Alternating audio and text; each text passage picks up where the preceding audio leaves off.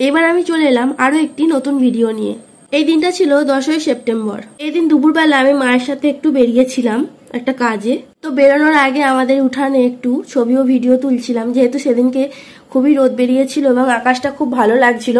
শরৎকাল এসে গেছে বলে মনে হচ্ছিল, কারণ কিছুদিন আগেই তো খুব বৃষ্টি গেছে, প্রায় বৃষ্টি হচ্ছিল। এই মাসে বৃষ্টি হলে না একেবারেই ভালো লাগে না। এটা শরৎকাল, দুর্গাপুজো আসছে, তাই রোদ ঝলমলে আকাশই আমার ভালো লাগে। তবে যেমন রোদ দিচ্ছে তেমন কিন্তু খুব গরমও পড়েছে। আর কদিন আগেই কিন্তু বৃষ্টি হচ্ছিল, সেই জন্য ঠান্ডা ছিল।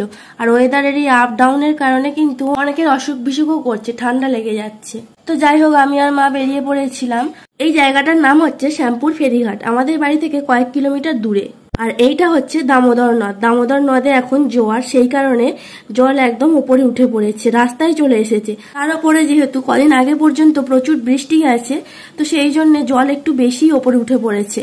শ্যামপুর যাওয়ার সময় কোনো ভিডিও করা হয়নি, যেহেতু সেই সময় তাড়া ছিল, তাই আসবার সময় ভিডিওটা করেছি। শরৎকালের দুপুরবেলা রোদ ঝলমলে আকাশ, সেই জন্য এই জায়গাটায় ভিডিও করতে খুবই ভালো লাগছিল, যেহেতু নদীর ধার।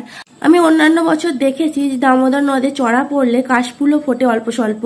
তো আমাদের এখানে তো সেভাবে কাশফুল ফোটে না। তো যাই হোক, আজকের মতো এই পর্যন্তই।